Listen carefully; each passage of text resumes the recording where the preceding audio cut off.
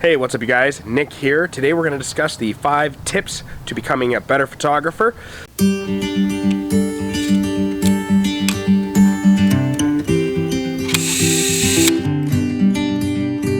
Before we get started, for those of you who are new, my name is Nick. I'm a professional photographer. I've been shooting professionally for about 3 years now, and for those of you who are checking out another video, thank you guys again so very much. Make sure you guys are all subscribed. Now, while you're watching this video, I'm actually in Steamboat Springs, Colorado, doing 1 or 2 videos for you guys. We're going to do a street photography video for sure, and probably an F8 and B there video.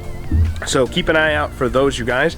So let's go ahead and get into this list. I hope the wind doesn't interfere too much with the sound. We are shooting outside. There's a storm headed in, and my voice is a little nasally because I'm on day 4 of the flu, but let's do this.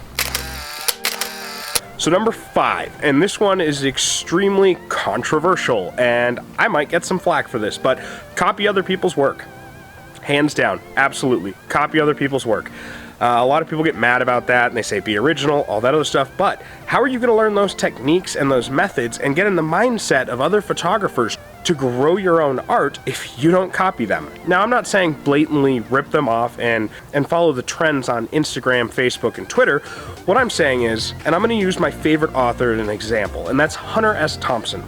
Now, Hunter S. Thompson would actually take his favorite author, which I believe was Hemingway, and would sit down and retype the manuscripts so he could get into the head of Hemingway, so he could understand kind of an idea of what his method was, what his technique was, the things that Hemingway did in order to be a great writer. Thompson wanted to know his mindset, his thought process. And the same thing goes with photography. Learning from other photographers, part of that is copying their work. And I do this all the time. I don't necessarily publish the photos I copy, but I do copy other photographers' work. I want to figure out the settings that they used, the lighting that they used, how they metered, how they set up their camera, and all of those things in order for me to be able to capture a similar, if not the same image, so that I now have those techniques to add to my own style and add to my own process because I've learned these new techniques.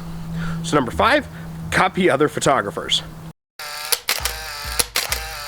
Number 4, don't be afraid to ask for advice or constructive criticism. And actually, I have a video for that right here, all about asking for and receiving constructive criticism.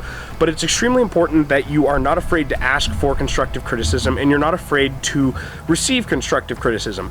Because the only way that you're gonna grow as an artist is if you don't have a bunch of yes men around you saying, yes, that is a beautiful photo, there's nothing wrong with it, it's perfect. Every single photo I've ever taken has some flaw in it.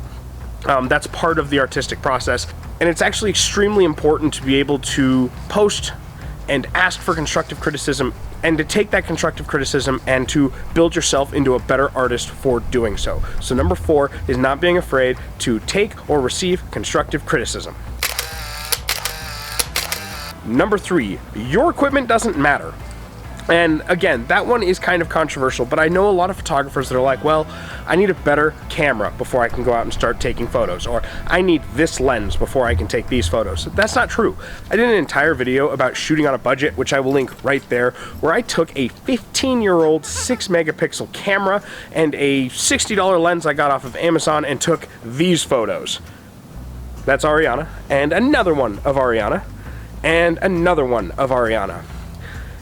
And to top it all off, I used a simple LED Neewer ring light, which I actually use for all my YouTube videos. It was about $100, so all said, it was about a $200 photo shoot. It's all about learning that technique. If you have the technique and you have the knowledge to use that technique, and you're shooting in RAW, which is really important, and that's kind of a bonus thing, shooting RAW, you can edit the photos to look exactly how you want them, and you don't need best lens on the market or the fanciest camera on the market. You can go out and shoot with anything at your disposal. I've taken photos like this with my camera phone. You don't need the newest and best and greatest equipment to go out and shoot good photos. You just need the will to do it and to have something accessible to you, whether it's an old snapshot or an old Coolpix or a D70 or your camera phone. Just go out and shoot, you guys, and enjoy it. Number 3, your equipment doesn't matter. So number 2, and this one I will get some flack for too as well, but learn and shoot in manual mode. Now I'm going to link a playlist all about the different settings of manual mode as well as shooting in manual mode. that gives you guys a good idea on how to get started shooting in manual mode. Now, this one's kind of a two-parter because not only is shooting manual mode important, and the reason it's so important, and we'll do a whole video on this, but the reason it's so important is it gives you full control of the camera.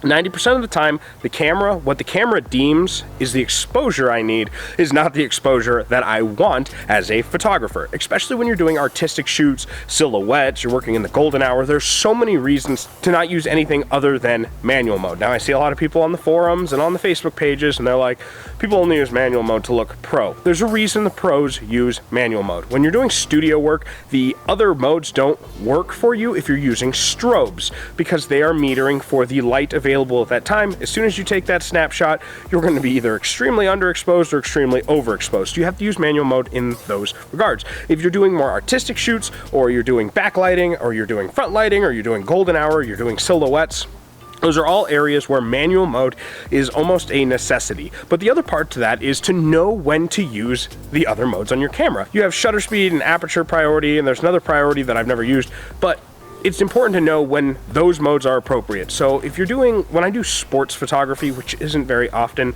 I use aperture priority. I set my aperture, the camera sets the rest of the settings, and I can get that fast speed and motion. I also use shutter speed priority for that sometimes, because let's say there's a lot of action going on, there's a lot of movement, I need a faster shutter speed. The camera needs to compensate for that for me, because I don't have time to be pushing the dials and all that stuff. Street photography is another example of when aperture priority or shutter speed priority are really good to use, if only because that shot might only exist for the 1 second it's going to take you to adjust your camera. So if you're in aperture priority, you have your aperture set, boom, you take the shot, the camera adjusts everything for you, and then you can fix it in Lightroom or Photoshop. And same goes with shutter speed if you're shooting something that's moving quickly. If you're in shutter speed priority, the camera will do the math and set your exposure properly for that. But that's not the majority of my work. The majority of my work requires manual mode. And manual mode in those settings is extremely important to know, because even if you're using aperture priority mode, the aperture setting is still going to affect the way the photo ends up. So it's important to know how aperture affects that. And then with shutter speed, the shutter speed is going to affect how the photo looks. So it's important to know how shutter speed affects your camera. Number 2 is to learn manual mode and using the other settings in your camera at the right time under the right circumstances. Now, number one is my favorite. Number 1 is go out and take photos.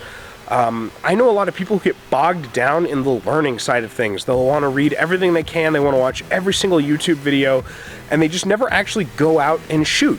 And the important part of growing as a photographer and taking better photos is going out and shooting and failing, and sometimes succeeding and sometimes failing, and getting better and going through that whole process as an artist of trying and failing. And I'm actually going to link my favorite YouTube video on this, and it's not one of mine, but I think it's called like there's 1,000 bad drawings in your hand. I'll link it right there. And it's about drawing, but it applies to photography. And basically the whole idea of the video is you have to try and fail and try and fail and try and fail and try and fail before you start to succeed. And within there, you'll have some successes, some boosts to your ego as you go, but you'll never get that if you don't go out and shoot. So that's my advice to you guys. That's my 5 tips to becoming a better photographer. Thanks again, you guys, for watching. I'm sorry again about the nasally in my voice. The flu really sucks, you guys. But if you like this video, please share it, like, comment, and subscribe. Hit the bell notification so you guys know as soon as I upload. I upload once a week on Saturday. Sometimes you get a bonus video during the middle of the week like you guys did last week, and I believe the week before that. So thank you guys again for joining me this afternoon. You guys have a wonderful day, and keep an eye out for that street photography video with the Jolly Look camera. Bye. It's too cold to snap my fingers. Snap noise.